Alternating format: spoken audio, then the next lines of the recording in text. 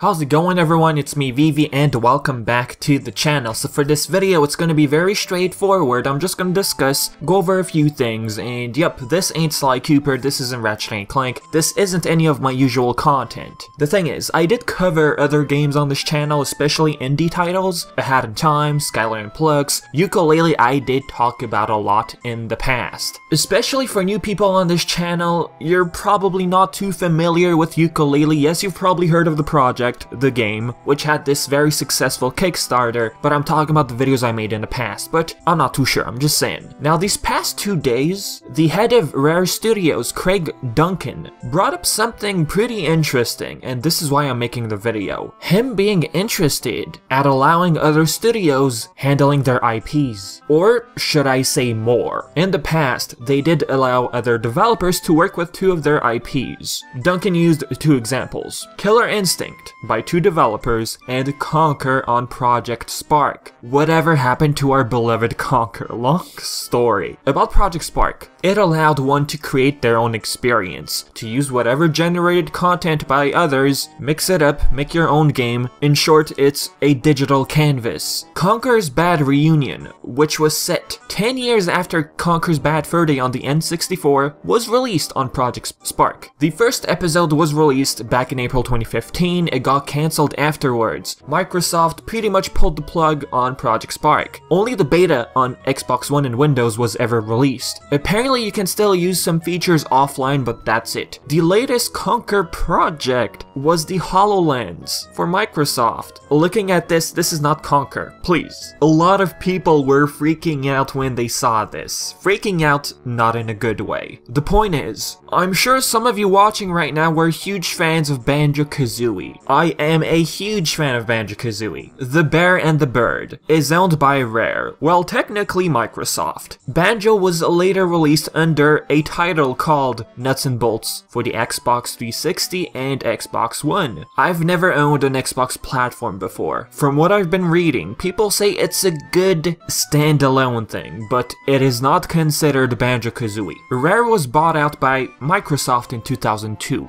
Rare had the rights to Banjo-Kazooie. By purchasing Rare, Microsoft got the rights. I honestly don't understand why Rare was even up for that Cars concept. Why? This might sound funny to you, I mean this is coming from a guy who's never played it before, but I've played Kazooie and Tooie. Just looking at Nuts and Bolts, they just completely changed the concept. It's not the same. They eventually shifted focus, the Kinect on Xbox, which utilized 3D motion, aka a camera. I recall sales for Sports Rival at least being very poor. Long story short, Microsoft stopped manufacturing the Kinect. You can consider it dead. Now Rare released Sea of Thieves. Well, 2 days ago, March 20th, 2018. The game was in development since 2014.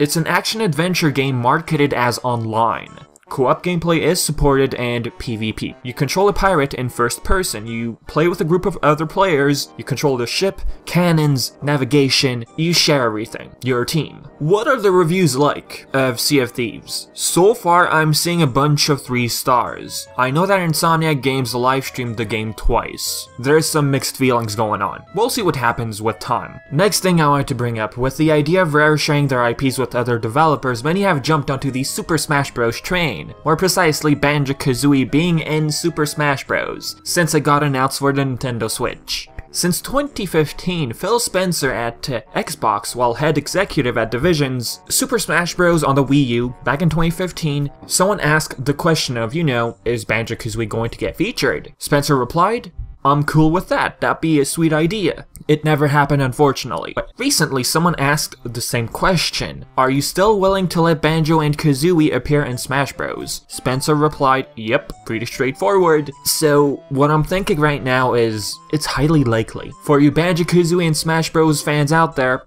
you go. Banjo was originally on Nintendo, the N64. It was then purchased by Microsoft. Combining this with Rare wanting to share their IPs while being open to it, then there's a high chance it's gonna happen this time. Back to Craig Duncan at Rare. He mentioned something about finding the right studio. What if Banjo-Kazooie was brought back the way people wanted it, not nuts and bolts? I'm talking about a true Banjo 3E, or a remake, call it a reimagining. The developer I think who should handle this project if ever given the opportunity would be yooka-laylee's Playtonic Games. People who used to work at Rare, who worked on Banjo-Kazooie actually, are part of Playtonic Games. The studio has grown. Despite people being disappointed with yooka-laylee, I wasn't disappointed. I really loved playing yooka-laylee. I believe they're the ones who should handle Banjo-Kazooie. They've got all the feedback on yooka-laylee at this point. So like I said, if Rare ever approaches them and tells them, hey, wanna work on Banjo? I mean, why not? That's just my opinion, of course. People at Playtonic Games, especially Steve Mayles, creator of Banjo-Kazooie, always brings up Banjo in any sort of form on Twitter, so they haven't forgotten about the Bear and the Bird. Now, Gavin Price was interviewed a couple months ago. It was in 2017, and he did say that Playtonic Games is working on future stuff. They haven't really teased anything. Now, is it going to be a Kickstarter? Perhaps not. We have no clue. Now, kickstarting yooka-laylee did build a large foundation for them, so they're going to have to build upon that.